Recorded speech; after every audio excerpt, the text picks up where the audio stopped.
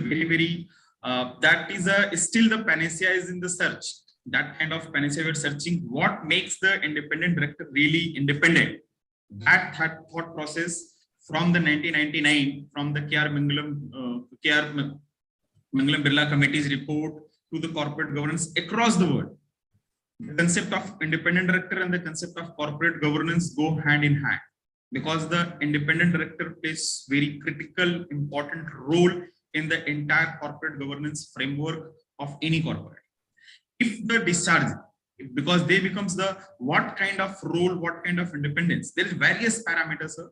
There can't be one size fit all. That kind of approach is not applicable to the independent directors, because there is a lot of onerous responsibility put by the legislation on the independent director that required a lot of time, lot of commitment from their side, and that makes the qualified and talented people to averse to joining the corporate board as an independent director, because the kind of commitment required, the kind of responsibility is on their soldier. The remuneration getting is not being commensurate with that size. But it is also point, if they are going to be paid 2 months salaries, 2 months remuneration, that is going to affect their independence. This Lakshman Rekha, I would like to say, where that should be drawn, I would call that what should be the equator that would equally balance both the sides. That is really, really challenging across the 2 decades of this entire concept of independent director. Because we have seen that a lot of people, because the opening line that have a, I think Sudhakar sir will more highlight on that which is in the opinion of the board, the person of integrity. When I start reading that language, that is the opinion of the board, the very first moment, because no one likes the really independent person in any way, because the person who is independent will tell the truth, and truth is not always convenient. Majority of the time it is an inconvenient, and as a society, as a culture, people have a less averse to listen the truth.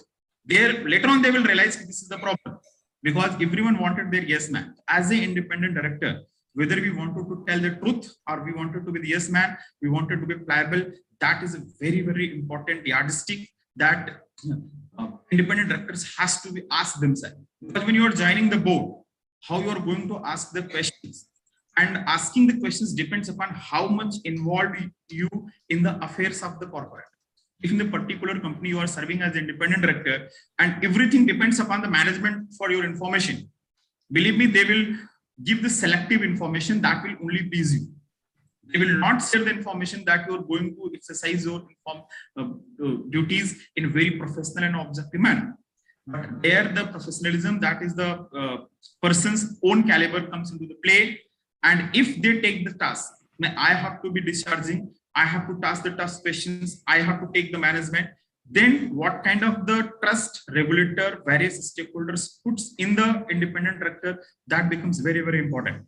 Sir, I was going through the report of the OECD study. That was really very interesting report. I would like to share with all.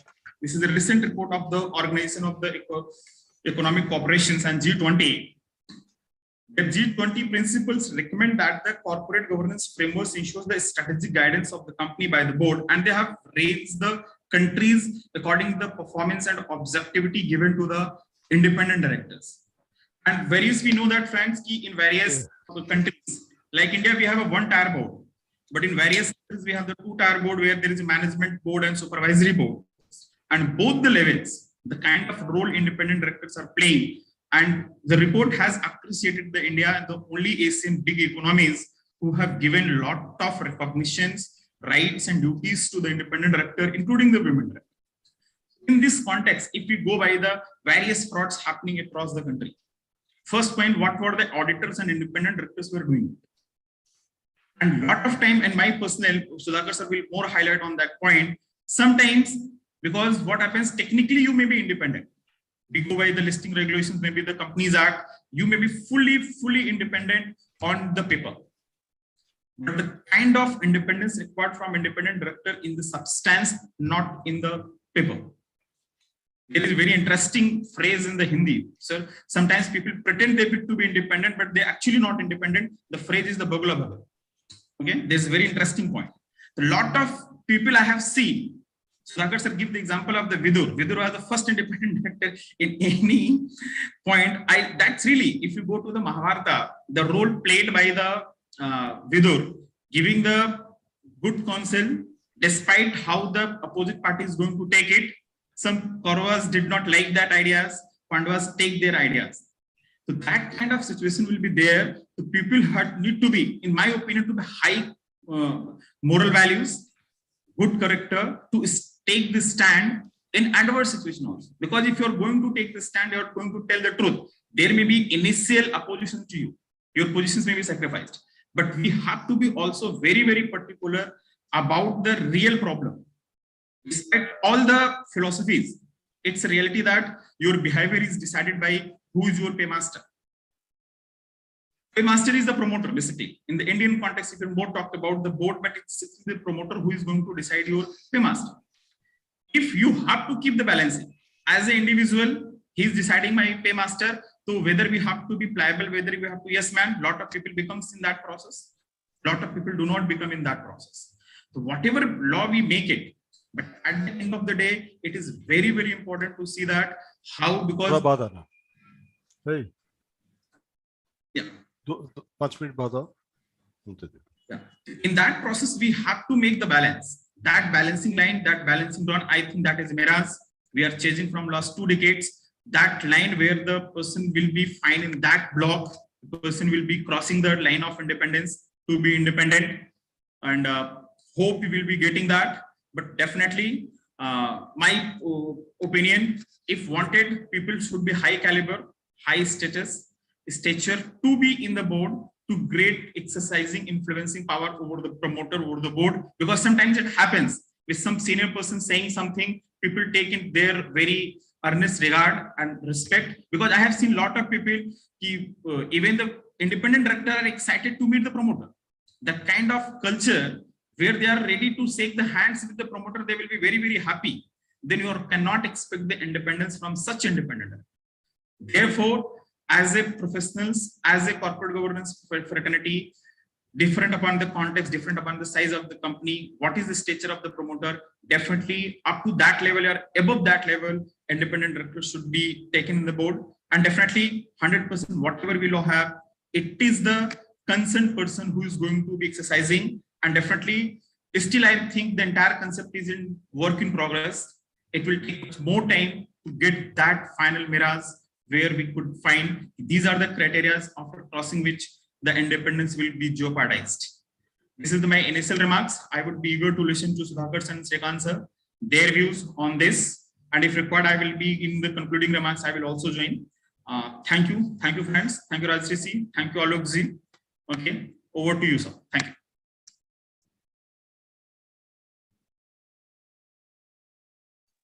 Thank you, sir. Madam Rupanjana, are you there?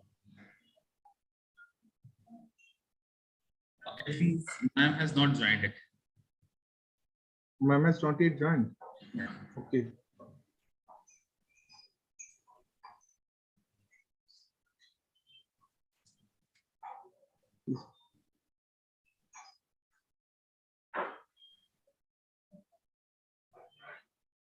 Then I would request Sudhakar sir to share your thoughts. Sorry, before that, anyone has any questions to ask Mr. Anuj Kumar Dubey? Yeah, friends, any questions? I would like to take it.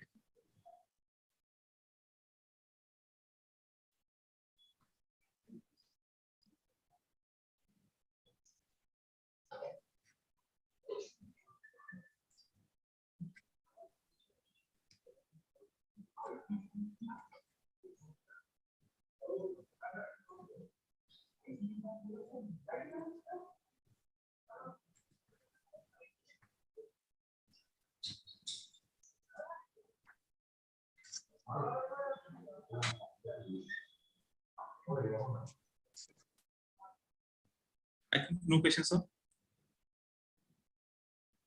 There's 200 people raising their hands. Asidas and VM something. 2 people have raised their hand. Those who raise their hand can ask or write in the Q&A box.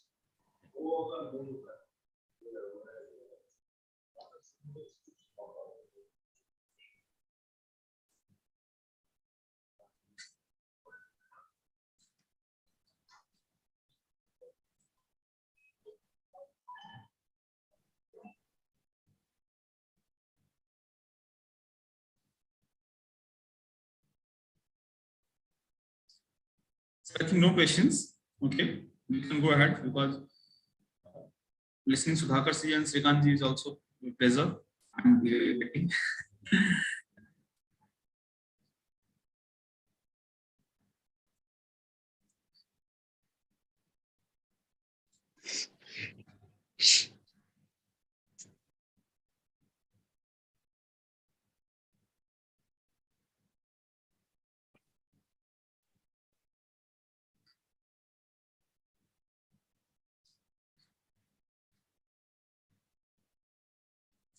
Sudhakar, I will really compliment the way you have connected entire thing with Mahabharata. Should write a full-length book on that. Okay, and I will recommend one book. There is very beautifully written. The book name is "Difficulty of Being Good." Okay. Okay, that is written by the Mr. former Procter & Gamble CEO, Mr. I'm not able to recollect name, but that is so amazing because every corporate dilemma he has connected with the Mahabharata, beautifully reconnected how there is a problem of being good, difficulty What's of the name of the author you mentioned? former Procter & Gamble CEO Gurucharan Das. Okay, Gurucharan Das. Okay. Okay. Yeah, Gurucharan Das. And that's a really amazing book. I think I request my friends who have joined it, must read book for everyone who is in the corporates facing dilemma regarding the governance. This is really, really amazing. In fact, I don't know whether Anil, you have gone through my 2 articles I have wrote in chapter. I have gone through that. I have gone through that. And I liked it very much the way you have recollected. But I need a full-length book on that. Okay. That now since you have given an idea. Am I audible? Yes, audible. Yeah, somewhere or the other, I'm trying to actually write question in the chat box or in the Q&A. It does not permit me as a matter of fact. So you all might want to check the admin rights as such. Okay, please continue. Yeah, thank you so much. This was actually something that we see in corporate governance on a regular day, as a matter of fact, where independent directors more or less actually shadow their concepts as well as shadow their beliefs under the garb of actually being good, but most of the times it's not so. It's generally biased as such. Now, transparency is something which possibly is lacking in the country, and that is a pure play role of diplomacy. Unfortunately, independent directors, as you rightly mentioned, do not have the scope and the daring, as a matter of fact, to be out and out open as such. Fortunately, unfortunately, what you mentioned about Vidur somewhere may also be a case of diplomacy. Correct me if I'm wrong. Definitely, sir. Let me first welcome Rupandana ji. Welcome. Thank you. Can you hear me? Yeah, yes. BMG, what's your name? You have given shortly. Vicky Malhotra. So that's right, because we do not want an independent director to be an activist director. That is not the entire philosophy behind the independent director. Because independent director means to give an objective opinion, objective deliberation. And objective deliberation being diplomacy is not incorrect. Because in being diplomacy is the putting the things in a professional and objective. Because every time to offer the promoter is also not the requirement from the independent director. So that sometimes independent director has to be diplomat, sometimes he has to be sometimes he has to be an administrator, sometimes he has to be professional. So there is a different sets he has to take prevailing circumstances. So in short, you're telling me that diplomacy overrules anyways as such, irrespective. Diplomacy overrules. My points are sometimes independent director has to be diplomat to telling the right things in a correct way. Diplomacy is that all. How you going to convey your ideas to the board? Because taking the always activist mode is not going to, I think, serve the purpose. That's my view. Okay, so in that case, there should be a possibility wherein, as you rightly mentioned, international companies have got 2 tiers as such, and the tiers actually fall into a curtain wherein there is a set of independent directors who have a different opinion altogether, and they are completely cordoned off. Which is basically playing the role of the ruling government and the opposition party as such. That is where I think so. Yeah, likely in UK, that kind of considered shadow cabinet. For every cabinet minister, there is a reciprocal person who is going to watch the functioning of that ministry in the opposition part. That is called the shadow cabinet. So, but here the point is not that. Here the independent director on the different matters, he will give the objective opinion, what is his views on that particular matter without suppose of important matters. When I see the related party transactions, yes, some fund going is to be invested. On these important matters where the various stakeholders' interests are concerned, independent director has to be a little bit more active, has to be taking the front seat, get it scrutinized, and give his objective opinions. Why would he actually put his, stability at stake at this point of time? Because the thing is yeah, that's the real question, sir. Yeah. How we will going to put his stability? Why? Because giving the honest opinion also may cost his chair. That risk, I think, Sudhakar sir and Srikanth sir will be highlighting more because that dilemma is still going. I totally agree with you. Yeah. Thank you, sir. My whole objective is just that the purpose of having an independent director is choosing somebody who has got skills which is beyond the organization as a matter of fact. Moreover, they also have a wider experience and also should be welcomed with their thoughts and not with activism as a core breed as such. Yes, definitely, 100%, sir. Thank you for asking the questions. I think this opinion of the Sudhakar sir and Srikanth sir on this matter. Yeah. Yes, I am happy to hear that. Advocate Santosh Kumar Ray, your question, please. Unmute yourself and speak. Yes, sir. I would agree with the Dubey sir. So only my concern was we can also recommend the name as a, let's say, like a impaneled independent director, so that promoters should not get a chance to appoint as per their own wish. It can be recommended. This is just a thought.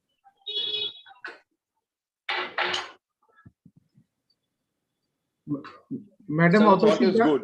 The thought is good, but it's not practical. Correct. That cannot be practical, but some regulations should be brought. So regulations are biased as a matter of fact towards the convenience of people who are actually ruling the lobby. That is the problem. So tomorrow you can't work according to them. They will remove from the board.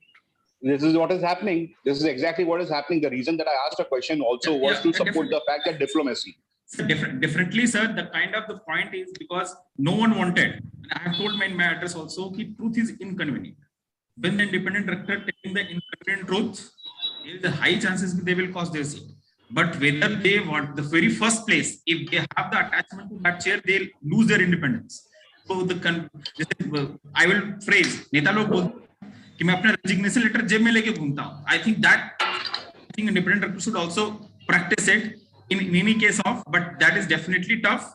But that is the only way. I think, Sudhakar sir, I want to hear your opinion on this. See, the independent director's role is not that simple. But at the same point of time, in fact, for the past 4 days or 5 days, I'm addressing different forums on the same subject, more or less. And in fact, in the morning, I have a IoT session. There also the same question has come. The people who are appointing you as independent director is the promoter. Can you talk against the promoter? I said the promoter has appointed you. That doesn't mean you wag your tail before him or you dance to his tunes. You have a role to play. The promoter requires you. That's why he has appointed you. He has not done any charity as far as you are concerned. You have a role to play. You have authorities, responsibilities, and accountabilities. So it is up to the independent director to play his role, whatever it has been envisaged as if he is supposed to play. Now, question comes diplomacy. Yes, diplomacy and decorum is required. It is that diplomacy does not mean that you are mincing your words, but that doesn't mean you have to be an activist kind of thing, as Anil has rightly mentioned. You have to be on the ground, and then you have to play the role what you are supposed to play. If you have to put your foot down, you have to. If you have to express your dissent, you have to. Come what may, the result you are not concerned with. But at the same point of time, let me also say anti-promoter is also not independence. So people should not take it independent director always has to be anti-promoter, not required. You have to play a matured role And independent director, the objective of one of the independent directors is that to bring a decorum to the organization and a broad perspective to the boardrooms. So whether you have to play diplomatic role or whatever, diplomacy is only a word used. That means you have to put your views across in a positive way. Even if you have to say negative also, you have to put it in a positive way. That is what the essence of the independent director, according to me. Thank you. Mr. Sudhakar, may I actually check with you a couple of things? Please. There is an organization, SEBI and RBI, which is overruling the entire convocation for various roles as such. Now, the story is very simple. If the independent director is appointed by the promoter, there will always be a looming threat in terms of his position and his stance. However, if somebody, it is just a suggestion and you all can throw light upon it, whether it's practical or not. If there's a registrar of company actually appoints an independent director, as a matter of fact, chances are there would be decorum and there would be no threat per se as such. It is just a suggestion, think about it, and so goes for ICC as such, as a matter of fact. I'm saying today, every company as a matter of fact, who's embodied and who's also empaneled with ICC as a matter of fact, if they have an independent director which does not possibly get recruited from the promoters, by and large, what might happen is that the functionality and the resources which he's using would be completely transparent as such without any threat. Think over. It's a matter to ponder. Thank you. According to me, it will go from bad to worse. It is the director of the company, it is the shareholders who knows that who are my director supposed to be. How can a third party appoint my director? Today, if you are giving that power to the bureaucrats, it is going to be just like any public sector undertaking. The way the things are happening, it will happen starting in the private sector also. You are going to be the worst. And then tomorrow it may happen that key managerial person also to be appointed by the regulators. Why? Don't we know what we require? The only thing is that how you can assure that independent directors will start becoming independently provided the third party appoints you. In fact, these particular ideas were coming from off and on. But at least I can't support that particular thing because I know that for my company, what I require, my shareholders knows better than anybody else. The moment a third party comes into picture, they have nothing to do with the organization concerned. The way it is happening, fortunately or unfortunately, with all due regards to the public sector undertakings, same thing will happen in the private sector also. I have my strong reservations about this particular aspect. I would like to counter it completely as such. There's an organization called ASCII. I don't know whether this is the forum for that or not, because we may have definitely our own views about it. But I think this particular webinar is not meant for expressing our views across the table, because the Rupanjana is there, Mr. Shrikant is there. We have a particular slots given to us and different topics given to us. Thank you, sir. It is time for Madam Rupanjana's slot. Please, ma'am, share your thoughts. Hi, Rupanjana. Yeah, good morning, everyone. Am I audible? Yeah. Good morning. Am I audible? Yes, madam. Loud and clear. Okay. Hi. So I was listening to Anil. So first of all, I apologize because I could not log in at time because I'm traveling, So currently I'm in my hotel room in Delhi. So I was traveling, so I could not log in at the time, but I could listen to, some part, the later part of Anil's discussion. And I believe he has covered the regulatory requirements as far as independent director's appointment is concerned. And I'm sure we also have Sudhakar sir. So he's a master in these, regulatory, analysis and all that. So what I will do is, I will restrict my deliberation to my personal experience as an independent director on the boards. So I hope that is okay, because, since, what is happening in reality, that is also important to know.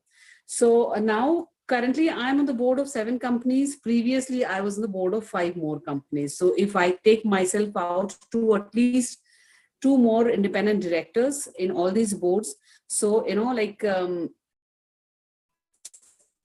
14 boards together, so it's about 25 more independent directors that I have shared the boardroom with. So I have had experience of all kinds, like, it might be answered. The questions that have been asked may be answered by this, because, it's not that independent director is just of one kind. There are directors who are appointed and who end up becoming yes man of the chairman, and they do not ultimately they are insiders and not really independent directors. But then there are people who are so thorough with their responsibilities that they are able to not only just deliver as an independent director, but influence and convince the companies, the chairmen, and the rest of the promoter, the executive board's decisions in a particular professional manner. As Sudhakar sir just said, like diplomatically, I mean, you don't have to be activist. Yes, I also agree. You don't have to be an activist and say, I mean, I have one of my colleagues in one board who is an activist. Like he says no to everything. So everything, he has an opinion. So such directors, such independent directors are, in most cases, the target for the executive management to, I mean, they don't like them, so they want them not to continue. And at the same time, there are very diplomatic, persons who can make themselves heard and convince the board to act in a certain professional manner. So I rather put that entire concept of independent directorship, or rather independent directors, as professional directors or expert directors. So rather than like how independent you will be, it depends on like which what is your ideology about that independent directorship.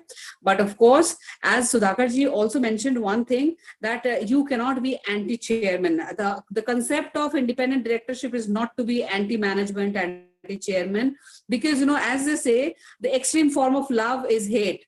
So if you are, anti-chairman or anti-board or anti-company, that also makes you non-independent to a certain extent. So you are interested in, picking up the negative parts of the company all the time. So it's more important to be professional, to be diplomatic, to, see that the company is doing business to the best of its capability, to see that all the compliances are done, transactions are at arm's length, and that things, the agenda items are being discussed at length in the, be it audit committee meeting or nomination and remuneration committee meeting, CSR committee meeting, whatever, stakeholders committee meetings, or even the board. So these should not be an ideal independent director who is, a good independent director, or a responsible independent director, I would rather say, would see that every meeting is held properly, and the discretion, the discussion is held, the discretion of the directors are, are used, and then after proper discussion and proper deliberation only, the decisions are reached. So in certain boards, the promoter group may be a little hostile to the contribution by independent director. It is very much normal, because if I have dealt with 12 or 13 companies as an independent director, I have seen almost every kind of board. I have seen boards which do not expect you to contribute anything at all, and so I have resigned. And then there are boards who want you to contribute to the best of your capability. So if you are not contributing in the company's discussions, actually they are dissatisfied. So they feel that, okay, if we are required to have an independent director on the board, and if that director is just coming and, as they say, it was a common joke in the pre-COVID times that directors are coming just for cashew nuts and snacks. So nowadays, we have this VC and all. So now this joke is a little outdated nowadays, because, most companies do not even want to, I mean, I have seen my experience, I'm sure it's not the same with Reliance or other big companies, but some companies I have seen that they are not interested in the outstation directors joining physically. So they tend to cut the cost there by giving them the VC opportunity till date. So that is kind of a paradigm shift, you can say. But of course, the board have started, meeting physically, and then that concept, like how much actually some companies are really, interested in bringing the best out of you. So basically, it all depends upon the person, the candidate, the person holding the position of the independent director. So as I mentioned, yes, like I as a professional, I always want to contribute my best. And I don't, I don't let any agenda item without discussion. And sometimes, of course, the promoters may have, inherent interest in certain cases. They would like the discussion go a certain way, but no, it doesn't always happen. If you have that power of convincing, if you have that personality, if you have that sense of, responsibility that you are the independent director, and how important the position of the independent director in the company is. So if that is there, then of course it will not be possible. And a person's contribution as an independent director is really very important, and this will actually happen in reality, depending upon the person's approach. And yes, for that you don't really need to be a rebel. And nobody likes rebels. Even the fellow independent directors are also, they also don't like rebels. If I have with me on the board another independent director who's always, who is always, interfering into every little thing, and sometimes it becomes too much compliance, too much questioning, and too much interference becomes a problem also towards the business of the company. So that also becomes really a problem. So that is my view. And as regards the day-to-day, if you have seen that recently Bombay High Court has passed, has passed a judgment that independent directors are not responsible for, activities of the executive board on a day-to-day basis. There have been other judgments in the past also in the same regard, but then, companies with whom the company enters into a contract and all, sometimes even for matters like bouncing of checks and all that, they file cases against all the directors, including the independent directors. So these things, this has been clarified in one of the recent judgments by Bombay High Court, that IDs are not responsible for these day-to-day affairs. So I have also seen from the point of view of candidates who can really make good independent directors, because the caliber or capability of being an independent director, I always judge from the point of view of how much that person can contribute. So there are professionals in various fields, like if you are independent director in a manufacturing industry, so you can ideally be from the compliance field, you can be a chartered accountant background, a lawyer background, or you can also be from the background of manufacturing or mining, steel, these things, so technical background. So a person from an NGO background, for example, just an example, I have nothing against the people from NGOs, but then when a person by dint of being in the independent director of a listed company for more than 3 years or 5 years, whatever the current criteria is, has been listed as an independent director in the independent directors data bank, and that person does not have any technical knowledge, comes into a board which is totally into manufacturing, doesn't have much, let's say, doesn't have any so much of CSR exposure. So what is this person going to contribute to the board's decision? But because this person doesn't know about finance or accounts or compliance, the law, the technicalities, so it really depends on how you choose, how you choose the right person. So ideally, a person from, like a doctor coming to the board of a steel company, or an NGO coming to the board of a cement company. So of course, there is a little exposure in terms of CSR activities of the company, but that is minimal. For that, you don't need a director from that background to sit permanently on the board. So the company also has to select an independent director if they want total proper contribution from the independent director side. So they have to select based on what capabilities, what qualities they want in that person, and what they want that person to contribute, if of course the particular board is interested in the independent director contributing. But of course we all know that there are boards who are not interested in the contribution. They are doing just they are just complying with the law in letter and not in spirit. They are appointing independent directors because the rule says that you have to. So then they may not be interested. So these are the cases which where you end up finding independent directors who are either just in name they are independent directors, they are not speaking at all.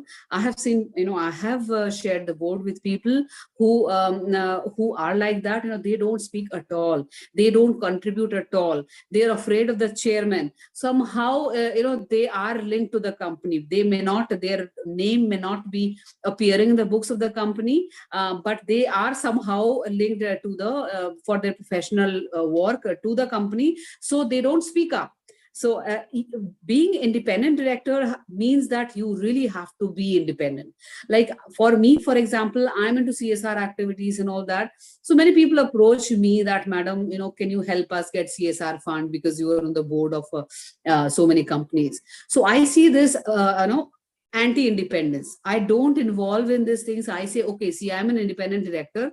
I cannot, help you get fund, because that will also come in between me and my independence if I, ask that board to give you fund. So, how to what level I see independence largely depends on how I see my role. I see my role as completely as a professional and as an expert in my area, and I'll not let anything come in between me and my independence in the board.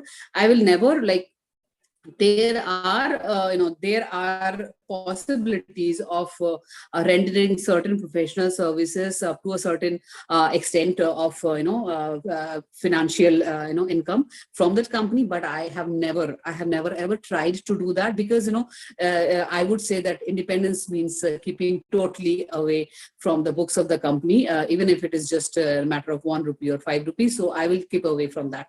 Then there are things that but then there are things in which I involve in. For example, talking about CSR, since I head the CSR committees of the boards in which I sit as an independent director, I take interest in their CSR activities in a non-financial way, which means that if they have a project, I volunteer to see that project on my own. So to see that, and this is not in the boardroom, of course. In the boardroom, you can have a presentation of that CSR project. I'm not satisfied with that, because presentation can be doctored with. So, I sometimes insist on visiting the sites, seeing this. For example, recently I was approached by one of the companies to interview the candidates for, they give out scholarships for as a part of their CSR. And that is a regular program. So I had said, like, I would like to see which are the people who are getting this scholarship, what is the eligibility criteria, how they are being selected. So this comes from the the understanding, the belief that the criteria for selection of beneficiaries of a certain CSR project is important. It should not be biased toward the beneficiaries, should be actually not related to the promoter group, nothing related, no one related to the employees. So you can never say that the beneficiaries who are receiving the scholarship are not actually relatives of the employees. So how do you know that? So only if you really want to be a professional, and since I take interest in this kind of activities, sometimes I volunteer to check the field, the ground level. So I think the bottom line, in summary, in conclusion, I will say that large amount of the responsibility depends on the candidate himself or herself. So if you really want to be an yes man, nobody stops you, and nobody knows outside the board what you are doing inside the boardroom. But then ideally, this is not the role for which you are in this board. It should be compliance in spirit, both from the point of view of the company and from the incumbent, the independent director, and not just a compliance in letter. So that's it. I would like to, answer any questions if there are any. So, like if I have missed out on some point and there's still any scope for questions, I would love to address that. There are questions. This question is from Partha Bhattacharya, ex-CMD Coal India. It's mutual respect between IDs and CMD that enables exercise independence by ID being independent. Can you be a little louder? It's mutual respect between independent directors and CMD that enables exercise independence by independent directors.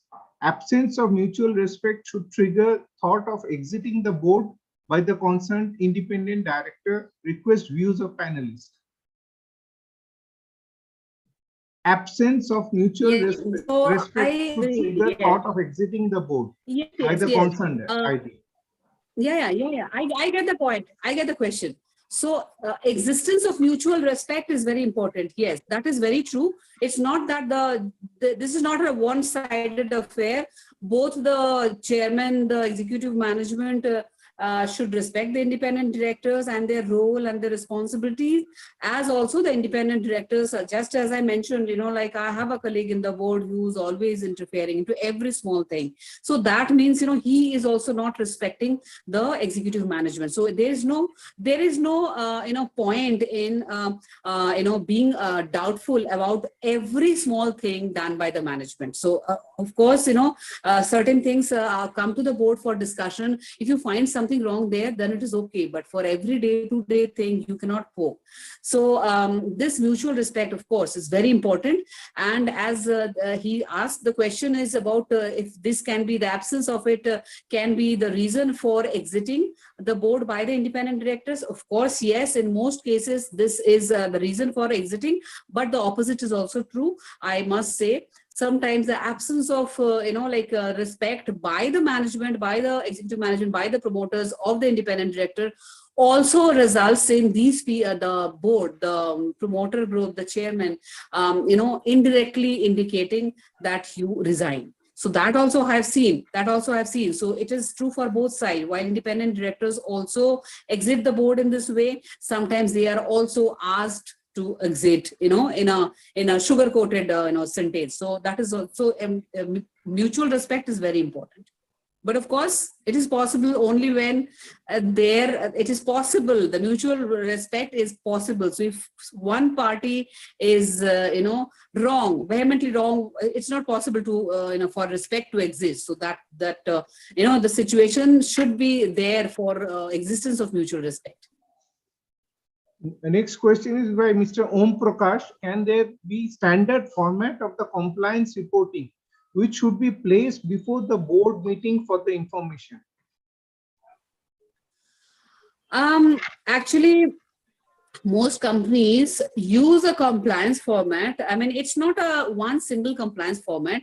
What we insist upon is that one that comes from the HR, one comes from the accounts department, one comes from the general manager, and another comes from the company secretary. So there may be 4. It's a combination of the total compliance report, which is placed in the board meeting. I'm not talking about the secretarial audit report. So I'm talking about the compliance report that is placed internally in every board meeting of a company. So ideally, I have seen and I have suggested that, the compliances in these 4 departments should be, checked by brought to the board level every quarter during the meeting. So basically, the company secretary's compliance report consists of all the legal compliances as per the Companies Act, SEBI, LODR, and all the corporate laws.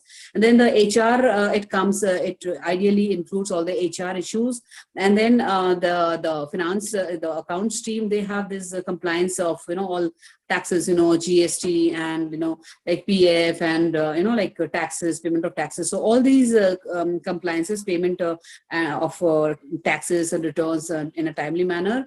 And from the general manager in the plant or the factory is regarding the labor laws and conditions in the factory. So so these combined are the compliance reports that are to be that are suggested to be presented in the board meeting every quarter. And this will depend upon company to company, like not every company does not. So while Companies Act is applicable to all companies, so basically accounts and secretarial will be similar compliances in most companies. HR issues will be different. And of course, the general manager's report will be very different, based on what the company, which industry that particular company is and what compliances it requires with respect to the labor laws. Thank you. No more questions. Now I would request Sudhakar sir to share his thoughts. Thank you so much. Good afternoon, everyone. And at the outset, my sincere thanks and gratitude to Indian Chamber of Commerce, to Mr. Alok Chattopadhyay and Rajarshi Ghosh for giving me this opportunity to meet all of you and share some of my views on the given topic. At the same point of time, I am delighted to be amongst my fraternity colleagues like Anil Kumar, Rupanjana, and Mr. Srikanth. Though Anil was time and again mentioning about the independent directors, that I will throw some light on that. Unfortunately, I'm not doing so. The reason being, the topic given to me is about the framework of corporate governance under the listing regulations. So I'm going to slightly deal with a different topic, and I have a small presentation which I will do it, and I will run through that. I'm sure you are able to see my presentation. Am I correct? Yes, sir. Yeah, thank you. Yeah. So, in fact, when Mr. Ghosh asked me about this particular subject, I was wondering that in 20-25 minutes how to cover this. So what I'm going to do is slightly that I will talk about a bit of corporate governance. And after that, if you see in the chapter 2 of listing regulations, it talks about the principles of governance. Actually, according to me, it is the most important chapter out of all the entire listing regulations, because the remaining portion talks about compliances only. But if somebody is really interested in understanding the nuances of corporate governance and the rules of corporate governance, they have to read chapter 2. In fact, many of the times whenever I address the Institute of Directors, I go as a faculty or any other boardrooms, I definitely request the participants to go through the chapter 2 of the listing regulations, which is very, very important for them. So I will deal a bit about that. And after that, in regulations 16 to 27, there are 1 or 2 major changes have come. We will discuss about that also. This is precisely what I'm going to do it. To maximize the effectiveness and accountability of the board, governance is a very important element. And governance is an act or manner of governing. It is nothing but, if I leave about the jargons completely, governance is nothing but doing the right things in the right way. Maybe at the right time for a right cause. I can add to that also. So, in fact, several times it happens that sometimes the participant asks that to define the governance in a layman's language. The best part of that thing is to say that keep apart other jargons and all those things, the legal ones. So to simply understand what is governance is doing the right things in the right way at the right time for a right cause. And governance may be extended to any factor of our life also. Say, for example, I can say personal governance. The way I am supposed to govern myself, that is nothing but personal governance. So I have to ensure that I am doing the right things in the right way, the way it is supposed to be done by me, whether it to get up in the morning, going for a morning walk or going for a workout and go to bed early in life. All these things are nothing but good governance. Same is the case with when we extend the same framework to the corporates. That is nothing but called as corporate governance. I'll give you one anecdote when we talk about the importance of governance, because governance is nothing but ethics and values also. So, Nobel laureate Professor C.V. Raman, after his retirement, he wished to open a research institute at Bangalore. So, he invited a lot of applications for recruitment purpose, and while he was recruiting some scientists for his institute, and the interviews were complete, and the people who have been selected, they have been communicated. People who have not been selected, they have been asked to go back and try their luck next time. And next day, when Professor Raman was returning from his morning walk, he found one young gentleman standing at the gate of his office. So he went and asked him that you were there in the interviews, appeared yesterday, and you have already been communicated that you have not been selected. Why you are hanging around? So he said, sir, I'm not hanging here because of my interview, this thing, but yesterday when I was getting the reimbursement of my expenses, I have noticed that I got ₹7 more than what I am entitled for. When I returned to your accounts department, I have been told by them that they have closed the accounts and they asked me to enjoy the ₹7. But somehow my conscience doesn't allow me to enjoy that ₹7. So I thought before I am going back, I will give this ₹7 to anyone concerned. Since you are the person who interviewed me yesterday, you may kindly accept this ₹7 so that I can go back. Raman was quite impressed with him, and he told him that, look, young man, though you failed in the physics test yesterday, but you have passed in the test of ethics, and I am creating a special post for you, and you can join from tomorrow onwards. That young man was none less than Professor Subramaniam Chandrasekhar, who became a Nobel laureate in 1983. And he wrote a book on how the ₹7 was changing his life. In fact, that particular ethics of that young person for such a small amount of ₹7, even it was in that early 1960s or 70s, but it has given a great scientist to the country. And similarly, that young man was transformed into a great scientist and who could ultimately become a Nobel laureate. So values and ethics have such a big value, but several times we think that how does it matter? It matters a great lot. Even Albert Einstein also said that don't try to be a man of success, but always be a man of value. So we all know that as what is a corporate governance, but there is no universal definition for governance. There is no unique structure for governance. And governance is not compliance with laws. It goes much beyond the compliances. Ethics and values are part of the corporate governance, but they can't be legislated. It provides a framework for efficient and effective governance. But the crux of the corporate governance, if I attempt to define it as an application of best management practices, compliance of laws in true letter and spirit, and adherence to ethical standards for effective management, distribution of wealth and discharge of social responsibility for a sustainable development of all stakeholders. In this, I tried to put the things, what matters as far as corporate governance is concerned at one place. Otherwise, there are n number of corporate governance definitions are available. Now, question comes when I'm trying to establish a governance structure, how I have to do it. It depends upon the organization size, and it depends upon the dynamics of the business, the nuances of the business, the culture of the organization, the ethics and values of the organization, based on which the organization, the corporate governance structure is to be established for that particular organization. You cannot have one governance structure fitting everyone as such.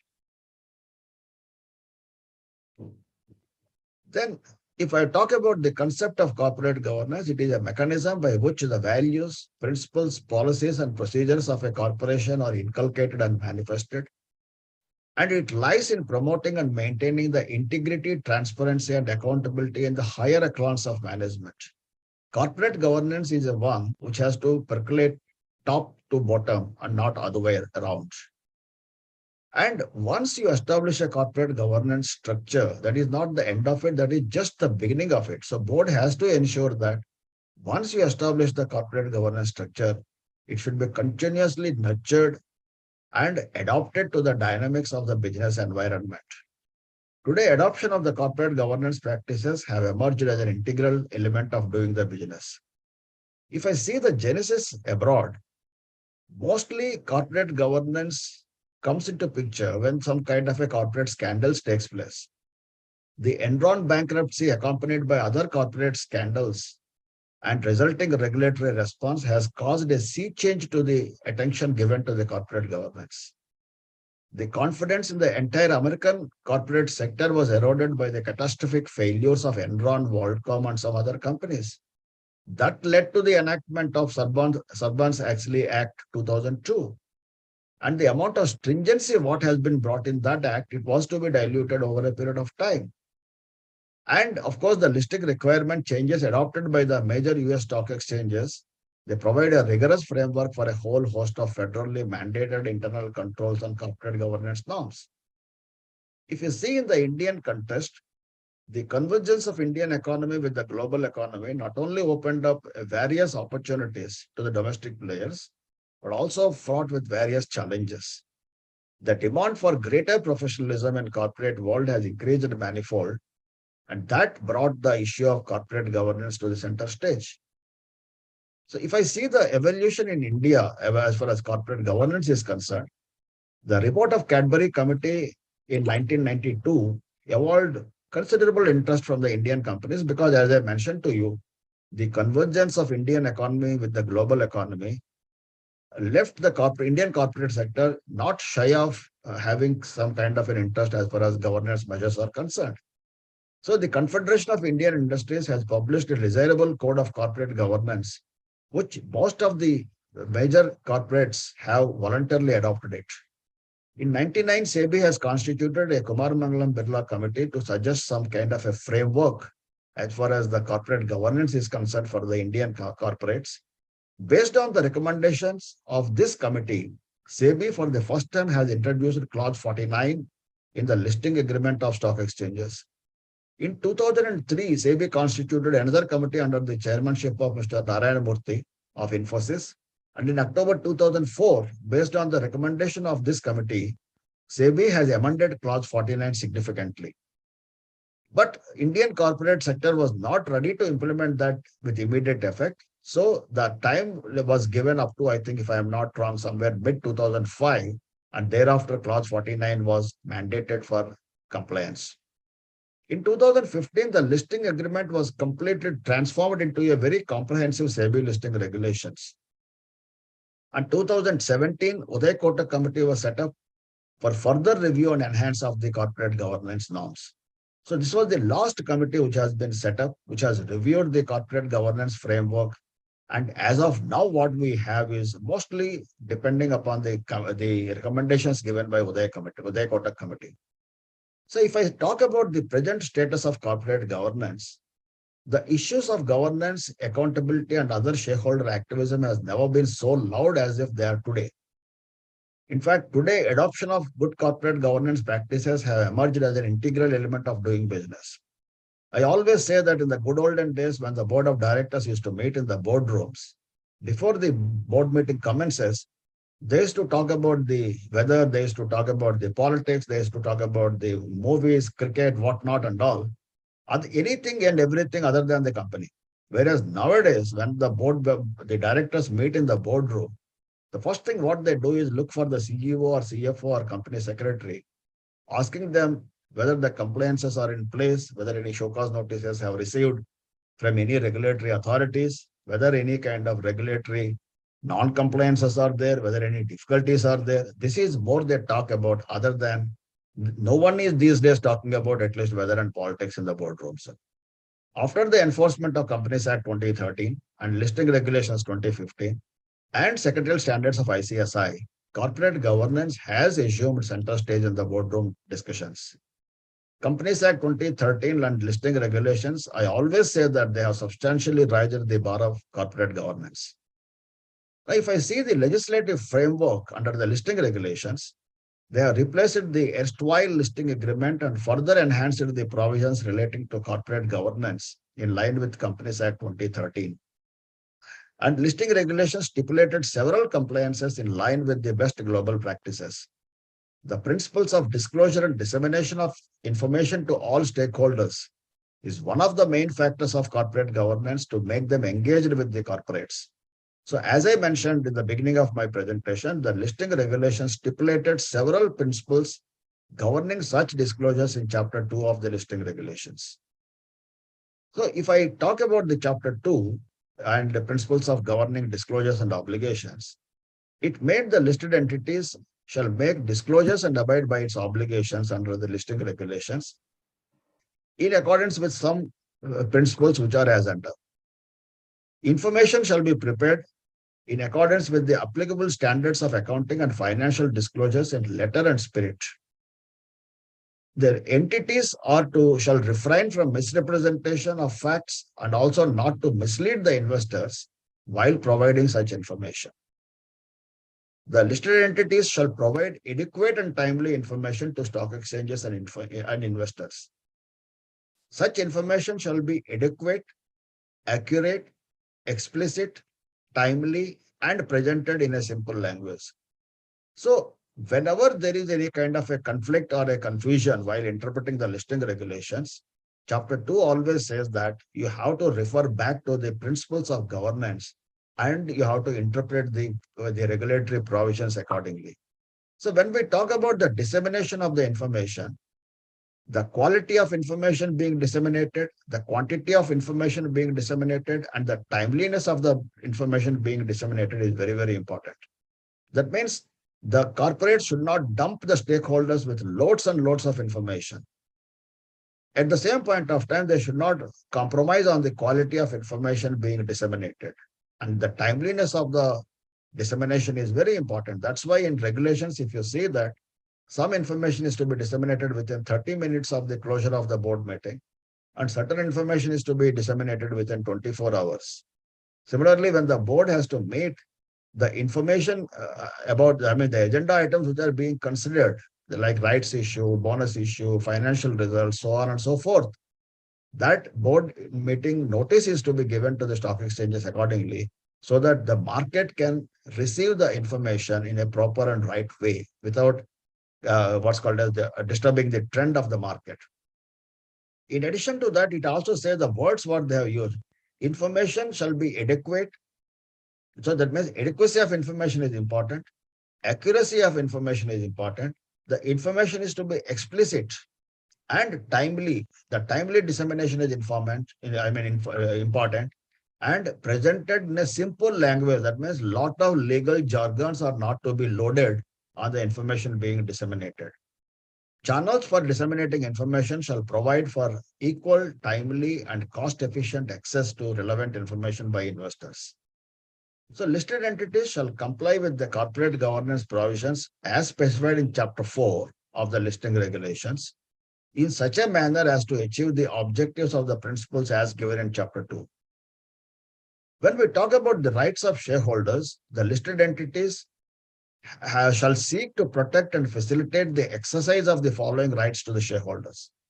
Right and opportunity to participate effectively and vote at the shareholders' meetings, exercise of ownership rights, opportunity to ask questions to the management or to the board of directors, effective shareholder participation in the meetings without bullying the minority shareholders, and board to address the grievances of the shareholders timely as well as adequately, and protection of minority shareholders from abuse of action of the controlling shareholders.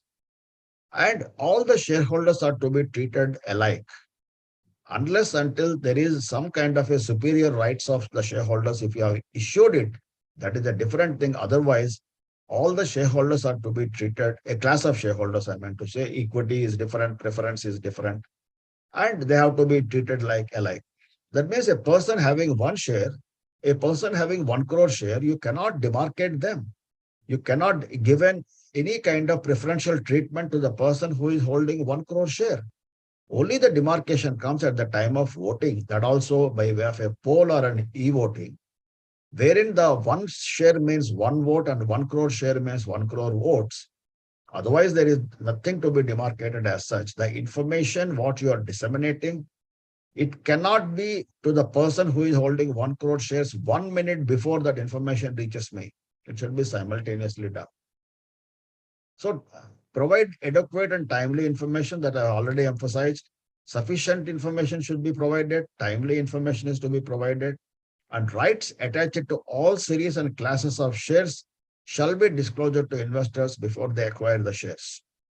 Equitable treatment, this is what I was mentioning, equitable treatment to all the shareholders, including minority and foreign shareholders, to be given. Treat the shareholders of the same series or class of the same equally. Effective shareholder participation in key corporate governance decisions. Voting rights by minority and foreign shareholders shall be facilitated.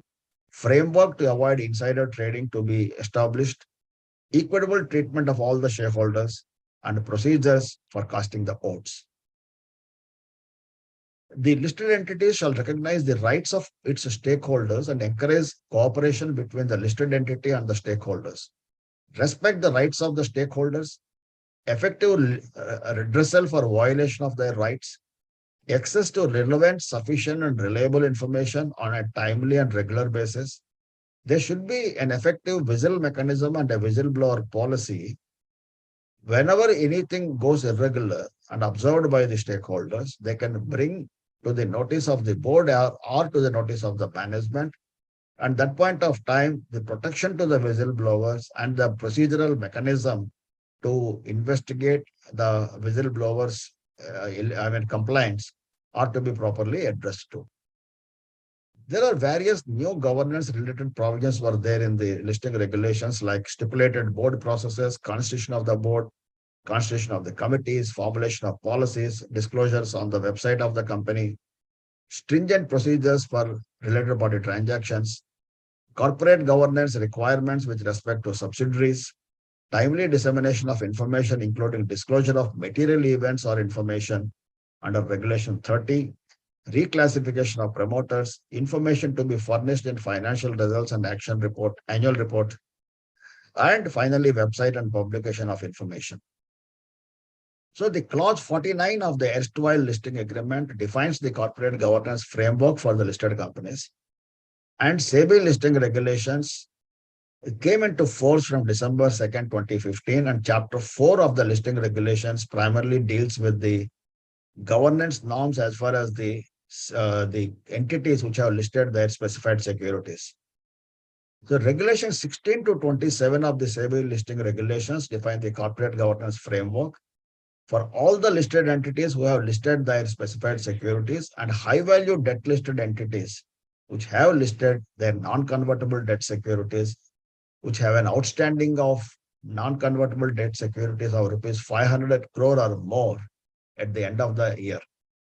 So the provisions shall be applicable to a high-value debt-listed entity on a comply or explain approach up to March 31st, 2023, and thereafter it is mandatory for all the high-value debt-listed entities across, whether it is a private company or a public company, immaterial of that thing.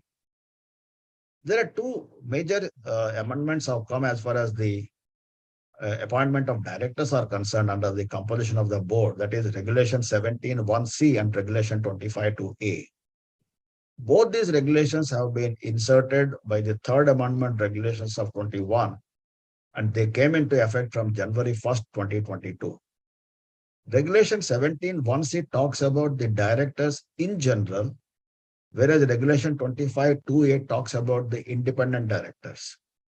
So Regulation 17(1)(c), what it says is the approval of shareholders shall be obtained for appointment of a person on the board of directors or as a manager at the next general meeting or within a time period of 3 months from the date of appointment, whichever is earlier. As we all know that prior to this amendment, what we were doing is anyone directed to be taken to be on the board, he was appointed as an additional director, and that additional director was to hold the position till the commencement of the next annual general meeting of the company. Despite the fact any number of extraordinary general meetings might have taken place during the period, but his appointment is not required to be regularized in any of these meetings because his appointment is valid under the Companies Act 2013 up to the commencement of the next annual general meeting. With this, what happened was that several directors used to hold the directorship without the approval of the shareholders for almost a period of 1 year. So SEBI felt that it is not in line with the good governance norms. So for the listed companies, what it said was the approval of the shareholders shall be obtained for appointment of a person on the board of directors or as a manager. Similarly, in the case of manager also the same thing was there because managers are not necessarily to be on the board. Once you appoint the manager, the approval of the shareholders, it is subject to the appointment of the shareholders, approval of the shareholders of the company. that approval can be taken at any point of time. So managers also, unless until any EGMs takes place, the manager is also more or less can hold the position for almost an year or so before the AGM gets organized. So what this amendment says is the board of directors, any person appointed or the manager who has been appointed, they have to be regularized at the next general meeting of the company or 3 months time from the date of appointment, whichever is earlier. That means if you are holding your next meeting in the next 2 months of their appointment, in that EGM, his appointment is to be regularized.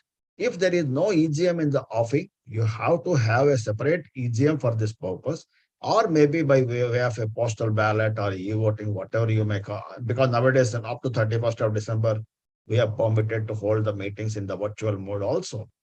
So the approval of the shareholders is to be obtained by the approved mode of organizing the meetings, whatever it is. Another amendment which has come is about Regulation 25(2)(a). It says that the appointment, reappointment, or removal of an independent director of a listed entity shall be subject to the approval of shareholders by way of a special resolution. So here, again, the same thing, that whether the appointment or reappointment or removal of the independent directors of the listed entity shall be subject to the approval of shareholders by way of a special resolution. So some people say that even the appointment of independent directors also is to be done within 3 months. It is not so, because these two regulations are standalone regulations and independent regulations, though they may be to some extent interdependency may be there. Say, for example, if I am appointing as an additional director who is designated as an independent director, and then that additional director is to be appointed within 3 months. Because of that, I also want to regularize him as an independent director also, I can do that. But not necessarily that once you appoint a person as a additional, that independent director, his regularization is to be done within 3 months. They may be interconnected, but not necessarily as such, because these are two separate regulations according to me.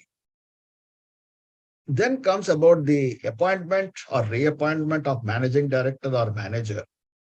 This amendment also has come from 24th January 2022.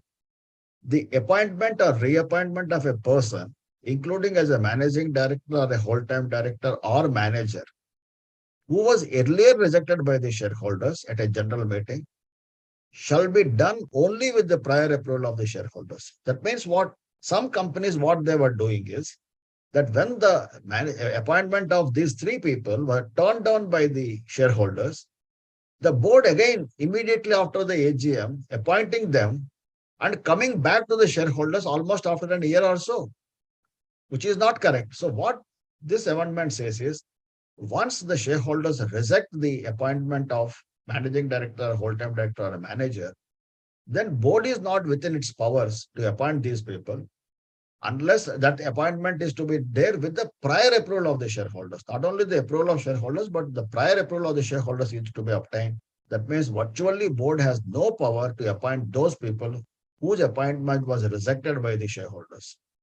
And of course, with that notice what you are sending for their appointment, that statement under section 102 shall contain a detailed explanation of the NRC as well as of the board, why those people have to be appointed as MD or a whole-time director or a manager.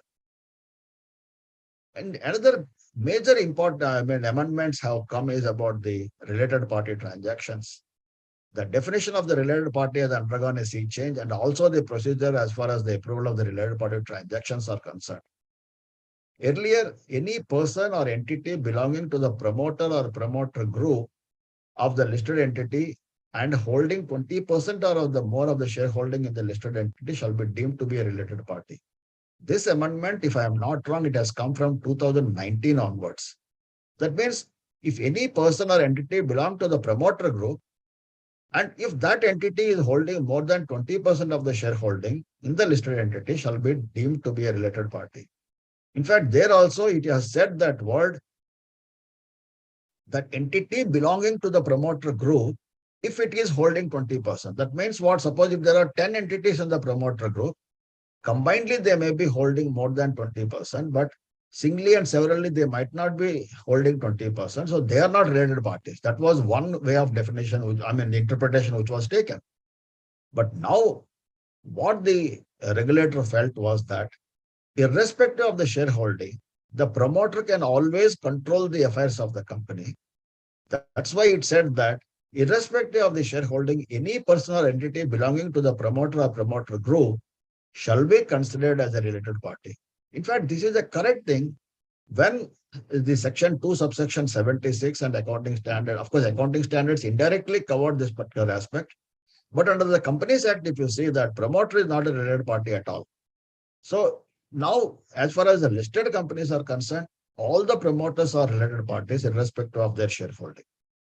In addition to the above, sometimes it may so happen that there may be major shareholders who are not a part of the promoters, but they might be holding 5, 10, 15, 20% on plus in the companies. But because they are not promoters, they are not considered as to be related parties, despite the fact because of their shareholding, they can exercise major decision controlling power. They must be holding it. That's why what it said was, in addition to the above persons, that is promoters, any entity holding equity shares at any time during the immediate preceding financial year shall be considered as a related party, provided they hold 20% or more up to March 23 and 10% or more beyond March 23. That means April 1st, 23 onwards. But the only catch here is very surprisingly, it said that holding should be in the immediate preceding financial year. That means, for example, one entity is holding 20% or more shareholding, say on 1st May 2022. For them preceding financial year 31st March 22, because in that 31st March 22, prior to that, that entity is not having more than 20%, but only in the current financial year it is there. So for a current financial year, it is not a related party. But for next financial year, that is 23-24, it is a related party, despite the fact this entity might not be holding any shares as on 1st April 23. Because the wording what it used was any person or entity holding equity shares at any time during the immediate preceding financial year. That means even if for one day you hold the 20% plus shareholding in the financial year 22-23, in 24, that particular party, that entity will be a related party, even if it is not holding any shares as on 1st April 23. Of course, this is the shareholding is reduced from 1st April 23 onwards to 10%. Such holding may be directly or a beneficial interest basis. Indirect shareholding, if any, need not be considered since the same is not covered. All related party transactions and subsequent material modification. Now that apart from the definition of the related party, there are certain changes have come as far as the related party transactions are concerned. All related party transactions and subsequent material modifications shall require prior approval of the audit committee of the listed entity, that is effective April 1st, 2022. Earlier, it was only the related party transactions and not the subsequent material modifications. Now, April 1st, 2022 onwards, subsequent material modifications are also to be approved by the shareholders to those related party transactions which they have approved earlier. What is the material modification? It is not defined under the listing regulations. It said that the audit committee of the listed entity shall define the material modifications and disclose it as a part of the policy on materiality of the related party transactions and to be uploaded on the website of the company. Another major change which has come is that it is effective January 1st, 2022. Only those members of the audit committee who are independent directors shall approve the related party transactions. That means if you have an audit committee wherein 2 independent directors are there and 1 non-independent director is there, that non-independent director, despite the fact he is not an executive director, but because he is a non-independent, non-executive director, he cannot approve the related party transaction. Only the remaining 2 who are the independent directors, they have to approve the related party transactions. If you see that the amendments what have come, some are applicable from January 1st, some are applicable from April 1st, some are applicable from next financial year. In fact, I don't know why the regulator can bring all these amendments and make them effective from one particular date onwards. If you see the amendments, what are coming to the listing regulations, at least 5-6 times in a financial year, I mean, in a year, the changes comes. And those changes also they are uniformly applicable, and they are applicable on various dates the compliances are concerned. This is causing a great stress as far as the professionals are concerned. In fact, in several forums, I have said that why can't they choose some kind of a quarterly or half-yearly basis based on which all these amendments they combine at one place and then do it. But anyway, that is yet to be considered. That kind of a suggestion is concerned. Thank you very much for your patient listening. And if any questions are there, I'm ready to take them. Thank you, sir. So there's one question. Can an independent director ask the company to take an issuance coverage for any liability occurred on him, or insurance, I think, coverage for any liability occurred on him as an independent director? See, under the listing regulations, the top 500 companies, anyway, it is mandatory for them to obtain the D&O insurance. For other companies, it is not mandatory. But however, I always advise the independent directors, whenever you are joining the boards, make it a condition to the board or to the management or to the company concerned that I need to be covered under the D&O insurance. If the company agrees, fine. Otherwise, it is up to you to go and join or not. Whether the D&O insurance, to the best of my knowledge, it is not available on individual basis. It is available only to the corporates. So despite the fact I want to cover myself under a D&O, as an individual, I cannot do that. So I have to convince the boards. And it is here, I always say that the company secretaries and the CFOs, who are the key managerial persons, they themselves are loaded with a lot of responsibilities and accountabilities under the regulations. So it is better for them also to articulate before their managements and boards the premium amount what they're paying is nothing, but what the credibility they are getting and what the comfort the board and the key managerial persons are getting is immense.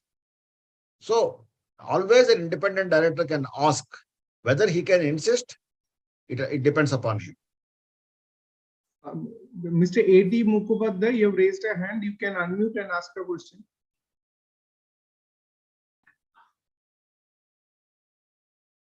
Unmute, please, Mr. Mukhopadhyay. Yes, sir. Am I audible? Yes, Yeah, audible. yeah, Please, Yes, go sir. ahead. Sir, I am based out of Ahmedabad, Gujarat High Court, and we had a session on basically Institute of Directors. How that's based out of London and Delhi. So I wanted to inquire as an advocate, can I groom myself in the Institute of Directors for and be in the list of independent directors?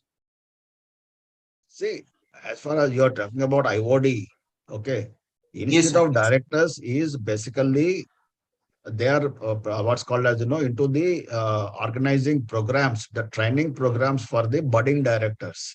Okay, sir. Okay, so they are, and plus apart from that thing, they are also maintaining a data bank as far as the independent directors are concerned. That's it.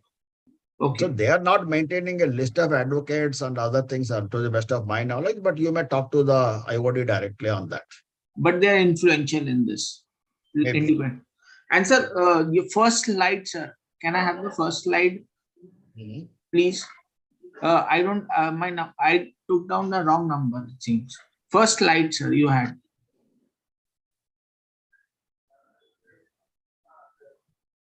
Yeah.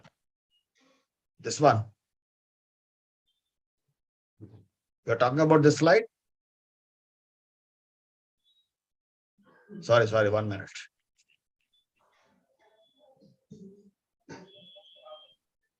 This one you're talking about? Hello? Sir, email address and phone number in the first slide you had. You want my email address and phone number? Okay. Yes, sir. Yes, sir. That is available with ICC. You could have taken from them there. Okay, I hope you have noticed that. Thank you. Yes, sir. You remain a role model. Thank you. Now I request Mr. See, now on the lighter side, let me tell that I am no more in the employment. I am starting my consulting. If anyone consults, I may charge you also. No problem, sir. No problem. I am more of a volunteer, sir. Looking forward to dive. I'm aged 40 now. Associate. Okay. No, I'm on the lighter side only. No problem. If you have any issue, you can talk to me on this. Thank you. Remain Thank you very obliged. much. Once again, Alok ji and Rajarshi ji, thanks very much for inviting me here. And good to meet you, Mr. Srikanth. This is the first time I'm sharing a platform with you. Nice to see My you. pleasure, Nice. my pleasure, sir. Mr. Looking forward to Srikanth, hear please you share now, your Mr. thoughts. Mr. Srikanth, please.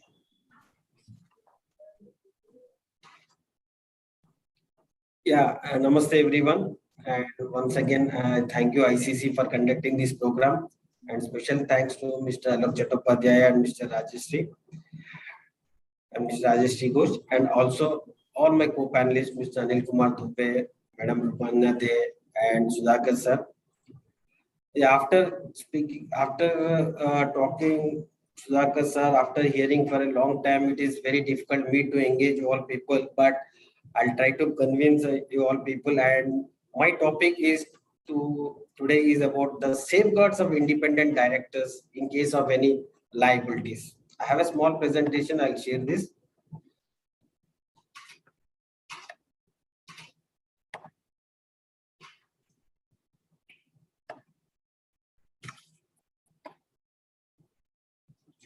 Yeah, how to safeguard the office of the independent director, that is the topic. Much we talked about since the morning, much talked about the role of independent directors, the right, the responsibilities and all. Before starting this, I'll give a practical incident happened 1 month ago. One of my friend, my classmate, is a reputed IT specialist in the country. He was on the board of some large companies as an independent director. He received a warrant from a court in Chandigarh, a magistrate court in Chandigarh. He received a warrant. Immediately at night, he called me and he was inquiring me. I received this warrant. Tell me, I have no idea what is this case about. Nothing. Then I asked for further details. So upon examining, there was some case filed in the labor court at Chandigarh. One of their company's unit was situated and summons was issued against all the directors. When the date was the next day and he has to travel because this was a warrant. Then I inquired about warrant because in a criminal case, you straight away will not get the warrant. The process is first you'll get a summon, then if you again second summon, if summon is served, then you will get a bailable warrant, and after bailable warrant, if you're not appearing, then you will get a non-bailable warrant. So these many cases, because a small case, non-cognizance case, on the small case is big warrant case, the warrant should not be issued. Upon examine what happened, the small non-compliances on one of the unit, and the act says that all persons responsible for the company are liable. So they charged all the directors. They filed a case against all the directors. Similarly, we'll get many kind of notice, especially in the companies, the FMCG, where the units are spread all across the country, where for small non-compliance of legal metrology, small compliance of food safety, all the directors will be appointed.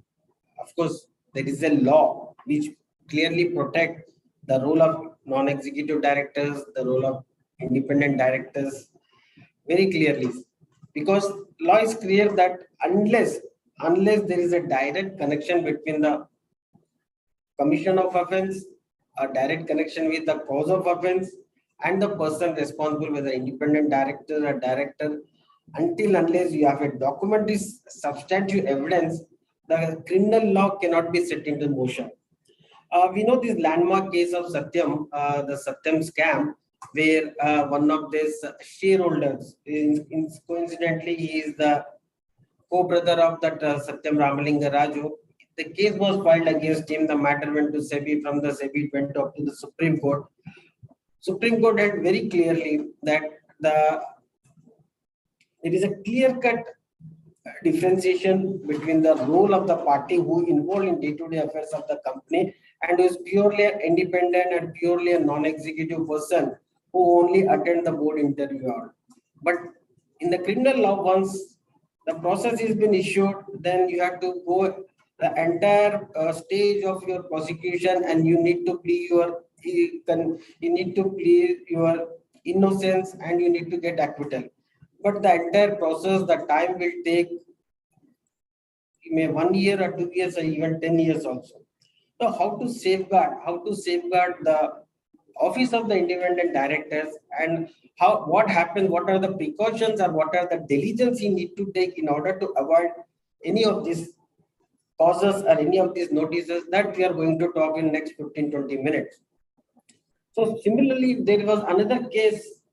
In fact, there are many other cases, but this is one of the landmark cases of Bharti's Sunil Mittal, where the cases of 5G, 2G spectrum cases was filed against him. There are some decision was taken in the board and the company, and some criminal charges was fastened against him and filed before the Supreme Court. Here also the Supreme Court very clearly differentiate between the pervasive control of the company and the affairs of the company and direct nexus with the cause of offense. Whether the wrong done by the person is related, is directly connected, or is any serious nexus exists, or any material evidence substantiate that this person has committed this offense or not. So upon going through all the cases, all the earlier judgments and all, Supreme Court has acquitted Mr. Sunil Bharti Mittal, and this become a landmark judgment, not only in the company, wherever the directors, not only independent directors, wherever the directors who are exercising the duty, who are exercising the diligence are exempted, until in case we have another landmark case of Pepsi, where all directors was been made a party to one of the food case, and the Supreme Court very clearly told that mere bald allegation in the complaint, criminal complaint, does not cast any liability, because if it's simply allegation in the complaint that he is so and so is responsible, and being the director of this company, whether independent or non-independent, he is responsible, and magistrate can issue the summons. The court said no, you can't issue, because initiating a criminal case will bring a disrepute to the person of the level of the directors, and in case the person is independent director, more so, because he is the outcome of whatever the decision of the whatever board is not directly responsible. He is only acting as an independent because he doesn't have any allegiance towards the company. If at all he has any allegiance, he has allegiance towards his shareholders, towards his stakeholders, to protect their interest. So Supreme Court very clearly told that whenever you are setting a criminal law into motion, please exercise all diligence, and magistrate cannot issue a simple summon or warrant against the directors. So to summarize these three cases, whether directors are not responsible, yes, they are responsible. But in case where the law should be very specific and vicarious liability has to be fastened under the law. See, for example, take from the food industry, I'll say that under the criminal law, until unless you have a mens rea, the person is not responsible. But in case of food laws, mens rea is not important, because the public cause, the public good is more important than the private good. In that case, what happened, that irrespective whether you have any intention to cause an offense, whether you have any intention or not, whether you have committed any connivance in the offense, it's not relevant here in the case of food laws. So the directors are responsible. However, the law has given a protection to the directors that he has ensured all his diligence, he has taken all prudent steps to prevent the cause of action, and necessary policies or necessary framework has been enabled, and he has guided these enabling provisions to ensure the safety and quality of the food.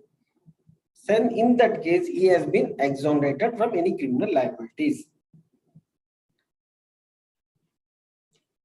Further, now there are very other laws. For example, in case of GST, the liabilities of directors, especially in case of liabilities of directors of a private limited, is directly related with the dues.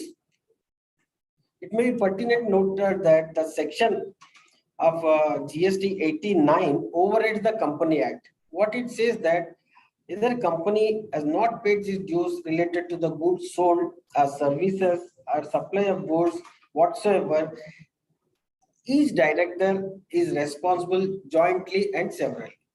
So this case is director is direct, each director, they are not differentiated between the independent director or non-independent director or executive director or non-executive directors. What it says that everyone, there is no categorization of directors. So whoever the director, everyone is responsible. So in that case, what independent director has to, in case he'll get a summons or he'll get a notice and all. So what he has to do? He has to convince the authority saying that he is a director and he exercises all duties. Now we discussed about, there was some question also, and Madam Rupanya already answered that how the compliance checklist will happen and all. We'll discuss in subsequent slide. So compliance in this particular case, the independent director shall take a confirmation and compliance with the particular taxation team that so and so forms required to be filed and so and so. It should be a reasoned checklist. It should be a reasoned certificate. It's not like the simple certificate that yes, we have complied all laws. Normally, the compliance team, what they give is a simple certificate that yes, we have taken the compliance, we have ensured the compliance, we have complied with all the provision. A two-line statement certified by some head of the department or company secretary will submit to the board.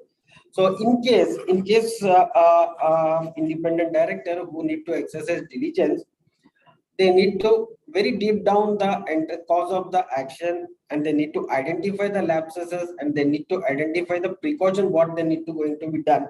And this has to be formulated in the form of a policy, and the policy has to be approved. Once the policy is approved periodically, like quarterly or half yearly, the respective functional heads and respective compliance in charges, he or she has to confirm that yes, we are taking the respective actions to prevent these kind of offenses, and we'll ensure that no non-compliance will happen. And in case of any non-compliance will happen, we'll highlight to the board and we'll highlight to the management this kind of certificate they need to give.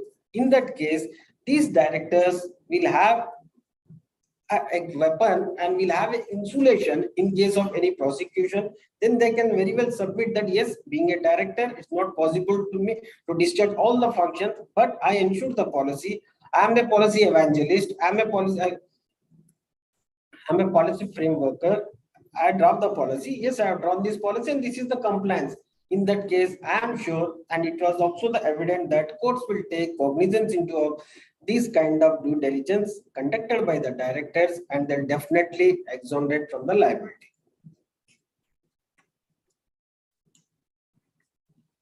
Now, coming to the provisions, what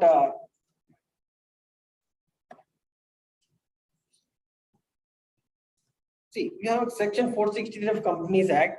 It says that proceedings can be brought against all the directors for negligence, including non-executive directors, including the independent directors. However, in case of breach of duty or misfeasance, the court may relieve the directors from the liability either partly or wholly, depending upon circumstance of the case, whether if they acted honestly and reasonably. It's in the hands of the non-independent director. He has to prove that the steps taken for him to arrive this decision has been unbiased and without any influence and without any expectation from the outcome of the result. So he acted honestly. So he has to prove this. Independent director, he has to prove that whatever the decision, whatever the action they have taken, that are taken free and fair manner. So what we discussed in the morning, Anil sir and Sudhakar has already said that this is a pure ethical decisions and pure decision without any influence and bias, and he has to prove. The question comes that how he proves that, how he has taken this action. It will then the director has to substantiate because of this document, because of this report, because of this communication, I could able to arrive this decision. My decision may be correct or decision may be wrong, but there is no misfeasance and there is no breach of duty in arriving this decision.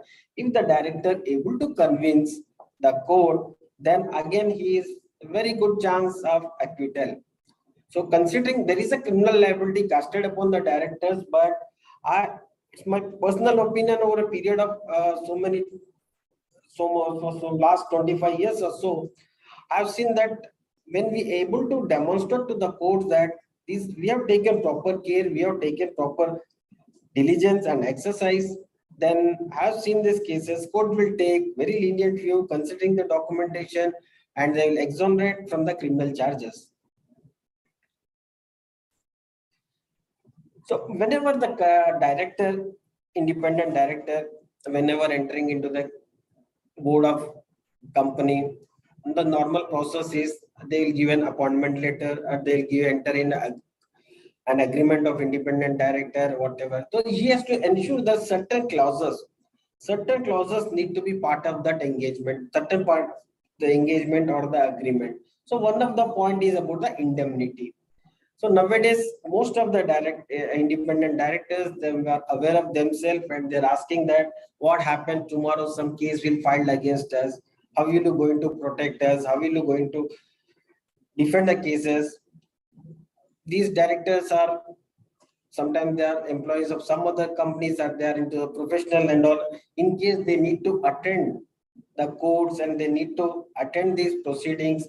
So how do you take care of us? How do you indemnify? Indemnify basically how you make good of my loss, maybe from the loss of professional fee or loss of salaries or because he need to travel on while he was in employment. So these independent directors are negotiating and making this one of the provision in the engagement letter or appointment letter or agreement. Whether it's valid as per the law? Yes.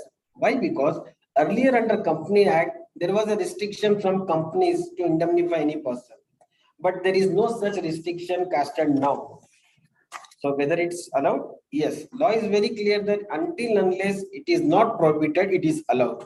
This is a simple doctrine of law because unless it is not prohibited, you are allowed to do this. So the clause 201 under the old act has no relevance now. Now the company can indemnify any directors who incur any loss on account of discharging their performance while they are on the board of the respective companies.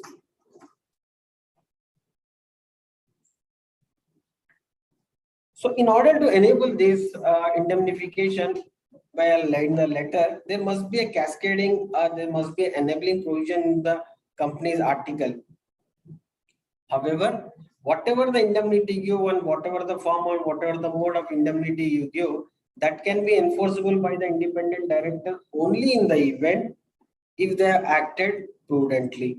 Only event if any of the proceedings where the order was in their favor or they are acquitted from the liabilities or he was excused under the law. On these cases, he can entitle for the indemnity from the company.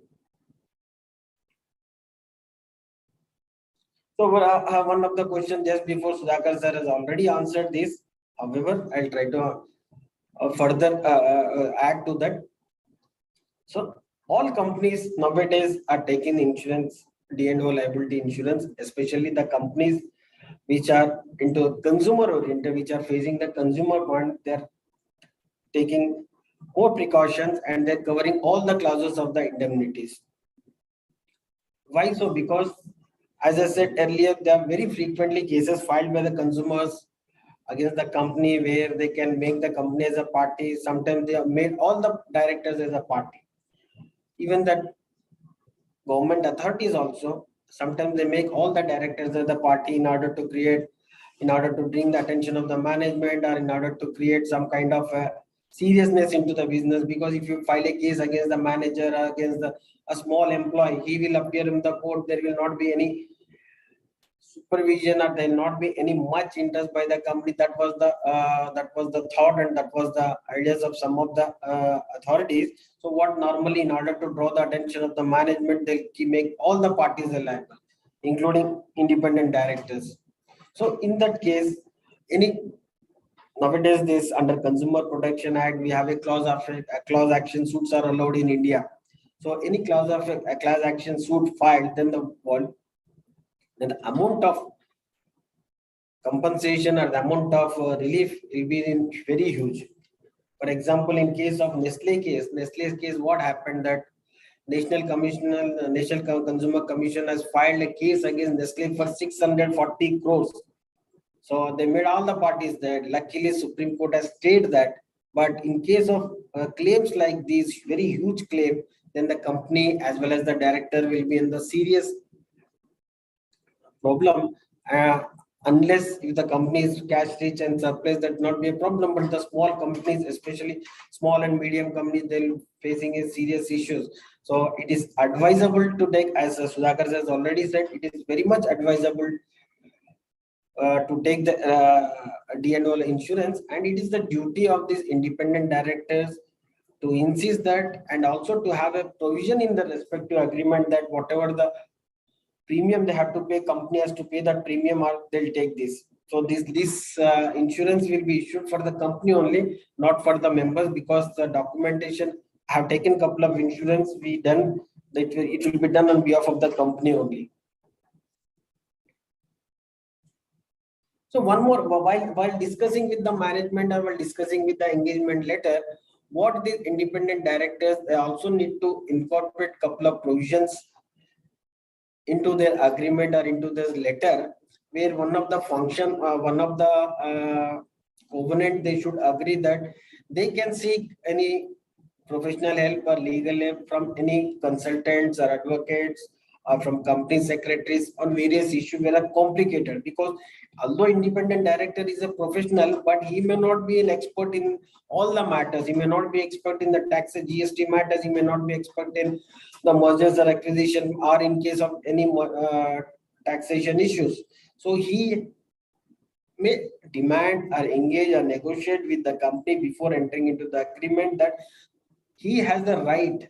He can seek a professional expense at the expense of the company. He can seek a professional or legal advice from anyone, any consultants, as per they can mention the yardstick, and we maybe the big four or from any from a CA firm or from CS firm, that he can negotiate and he can make this part of this engagement letter, not only during the period of the directorship, but subsequently for a period of 5 years, because cases can, under limitation law, cases can be filed in some cases 3 years, some cases up to 12 years. So it's ideally it should be covered for a period of 5 years. The other question, actually Madam Rupanya has already answered this. So this is about the compliance report. So independent director should insist the compliance report from the respective function, all areas. Suppose I give you a compliance report, that what I did is we list out the entire laws, regulations, rules applicable to our area of businesses, and we figured it into the two buckets. One is the serious, second thing is a procedural one. So again, in the seriousness, we demarcated this reporting time. Will not wait for 3 months to report, will not wait 6 months to report. We immediately report this to the management and the board. So we make the checklist we made considering the every area of operations where this respective company works.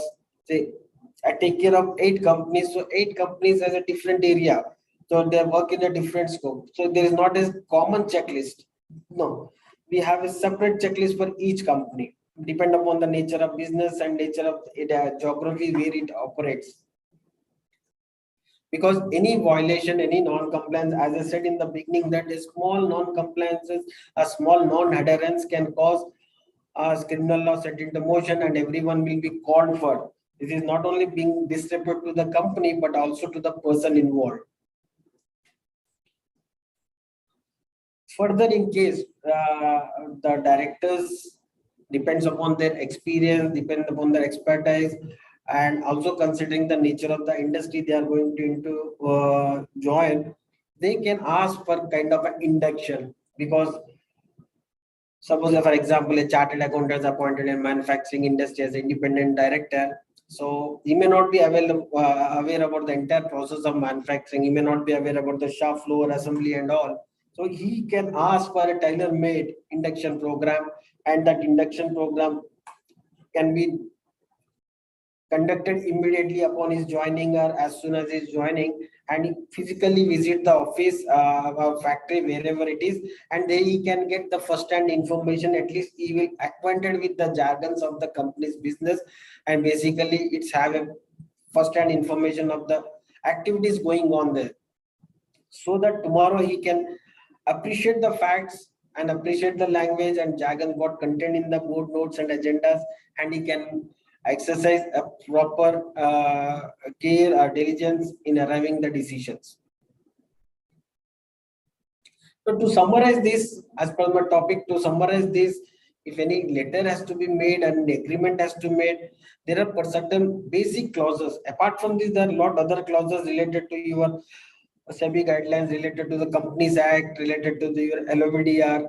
But these are some basic agreement clauses which should contain in any of the agreement or any of the engagement letter which is going to be executed by the directors, like the position, of course, is an independent director position, and what across any ancillary activities, ancillary duties along with that, and what is his compensation. And there should be a clear-cut proviso expressed saying that he is an independent contractor, independent person. He is not an employee or agent of the company. That express provision, of course, although it is there in the Companies Act, but it should be expressly mentioned. Especially because of in case tomorrow anything happens in the court of law, or he has to defend his own case against any criminal liability, then he can pull. Of course, the other clause is the expense of reimbursement, whatever the expenses he incurred during the course of his directorship or subsequently, he can get that reimbursement from the company. So that expense reimbursement clause will be there. And another one is the duration. Then is covenants and remedies. What all remedies? Because we already talked about indemnity. He has now, the independent director has the right to seek indemnification from the company. So that respective clause to be clearly awarded, clearly worded and mentioned in the agreement.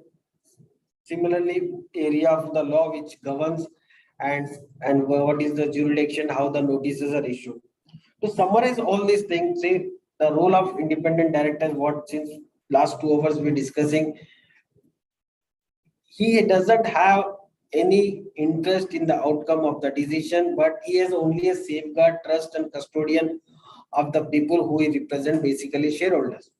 So while discharging this noble duty, he has to be protected against any action taken by any of the authorities for any non-compliance of the companies. So in order to ensure this, he as an independent director has to engage with the company, and certain provisions he need to incorporate these into the respective appointment letter or agreement, so that he can safeguard financially as well as physically, as well as to take care of his reputation and goodwill in the industry. So this if we able to summarize all these things, at least he can see, we can't stop any action coming in by filing by any authority and all, because the interpretation may be differ, that the perception may be differ, action may be fine. But what we can definitely and certainly stop is to ensure any kind of injustice by defending our case with the proper and substantial evidence. With this, I come to a conclusion on this. I'm open to answer any of your questions.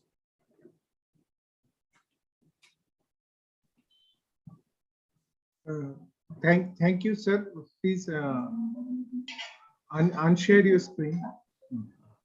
There's one question. Can a declaration from a key management person or function head be taken on record in the board meeting so that there's no major non-compliance come to their knowledge or received any notice from any authorities for non-compliance of any laws? So taking simple certificate from KMP, it's one type of a compliance, just we are putting a tick mark. But what we need to ensure is respective function who are all concerned in the business and all areas of the departments, everyone has to certify. So how can I certify? Because if I certify something on a paper which is valid, unless you conduct a proper diligence, see what you need to figure out, what is your universe. what are laws applicable for your business. You need to list out that laws. Under these laws, whether you are ensured all compliances, then the step 2 comes. Then step 2 comes, then you prepare a checklist, and whether you have complied all these, then it will be a proper compliances. See, one is the paper compliances. We are not talking about the paper compliances. We are talking about the compliances which in particularly safeguard the office of the directors, especially the independent directors that we are talking. In that case, not to ensure this, then you need to list out what is, see, you need to understand what is your universe. How many laws applicable to it? How many laws not applicable to me? Simply you need to summarize. From this, you need to again segregate what are the important laws where liability can be go up to the convention. See, one case of small incidents under the Companies Act, you need to display your registered office. Suppose you are not displayed, there is a penalty of 5,000 rupees. But in case some offenses, some compliances where under the Factories Act you're non-complying, there will be imprisonment. Now, under the Food Safety Act, there is non-compliance, there will be an imprisonment. In legal metrology, non-compliance of labeling declaration, there will be an imprisonment. So you need to segregate the cases and offenses in two buckets: where serious offenses and less serious. Of course, all compliance is important, whether serious or less serious, but you need to earmark this, and each respective function has to certify that yes, we have completed this, we have ensured these compliances, and we are ready to take certified to the board. And then if you give a certificate, that it holds good. Otherwise, you, for the sake of taking some compliance report, you can take a compliance report, everything is compliant.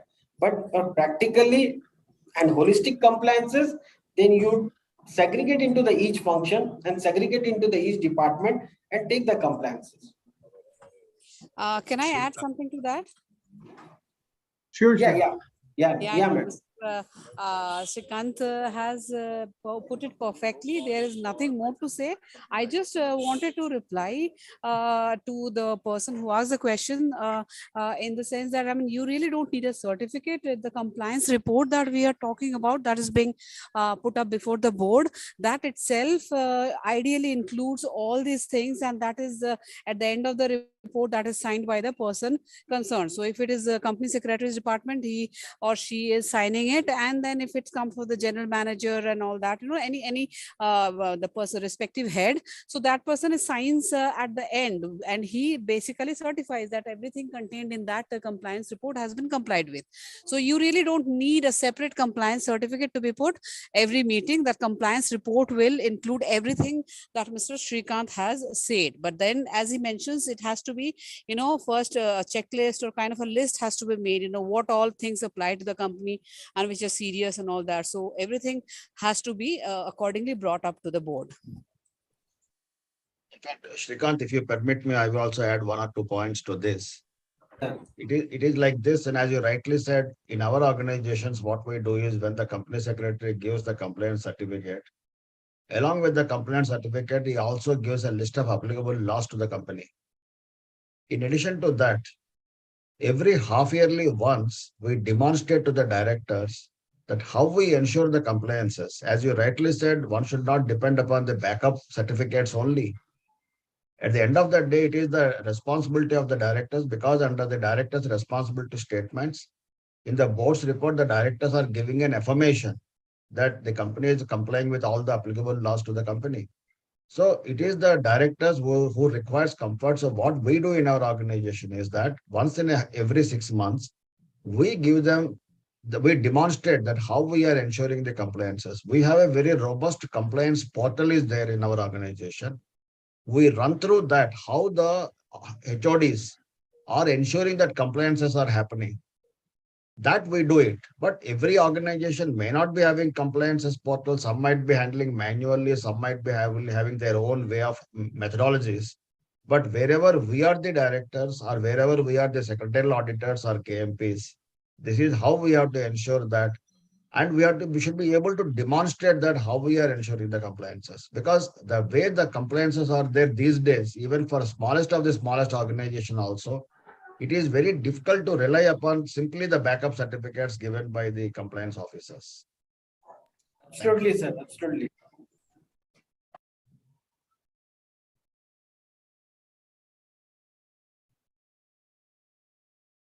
Well, there are no more questions. Now, I would like to deliver the formal vote of thanks to this very enriching session. CS Anil Kumar Dubey, Chairman, ICSI Eastern Regions. CS Sudhakar Sir, Vice President, Corporate Secretarial, ex-Reliance Industries. CS Rupanjana Dev, Practicing Company Secretary and Independent Director in many organizations. Mr. G.R. Srikanth, Head Legal, Spencer's Retail Limited. Mr. Alok Chattopadhyay, Deputy Director and Advisor, FNA, Indian Chamber of Commerce. Distinguished guests, ladies and gentlemen, good afternoon. It is indeed a privilege to be able to deliver the closing remarks and vote of thanks at the end of this very engaging and enriching interaction. I extend my sincere thanks to our chief guest, Sri Anil Kumar Dubey, Chairman, ICSI ER, for being present today to grace this occasion. My heartfelt thanks goes to Sudhakar Sir for his gracious presence and kind deliberations. My sincere thanks to Madam Rupanjana Dev for her presence and valuable insights. My sincere thanks to Mr. G.R. Srikanth, Head Legal, Spencer's Retail, for his presence.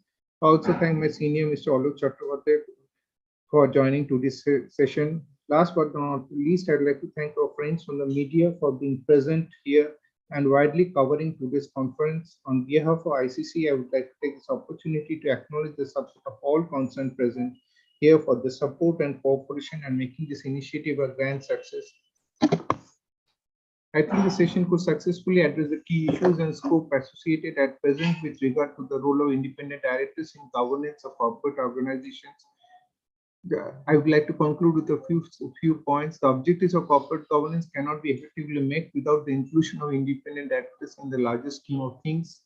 This becomes even more compelling in the context of a burgeoning Indian economy with unprecedented amount of funds flowing into companies from within and outside the country. With this growth of business interest, there is a rise in expectations that Indian companies would abide by the highest standards of corporate governance in a manner clearly demonstrable to the investors. In the coming few years, one would expect to see more active participation from independent directors. As more independent a board is, the better it is in bringing efficiency within the company. Thank you. Any more questions from the audience? Else we would like to wind up. Alok sir, any thoughts? No, it's all right. We are very happy that we had a very good panel of speakers. And I think most of the audience, they have been satisfied with the delivery from particularly CS Dubey, Sudhakar Saab, Madam Rupanjana, and also from G.R. Srikanth. And particularly G.R. Srikanth dealt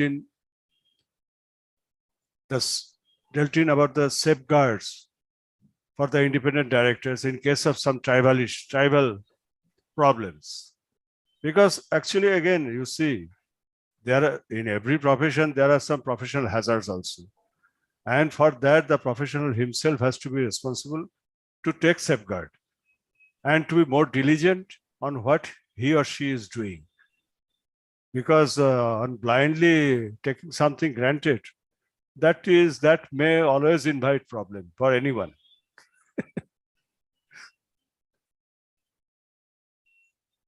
Thank you, sir. So thank you all. Our next interaction would be in physical mode. Sure, sir. We will let you know soon. Yes, Thank you, yes, sir. yes.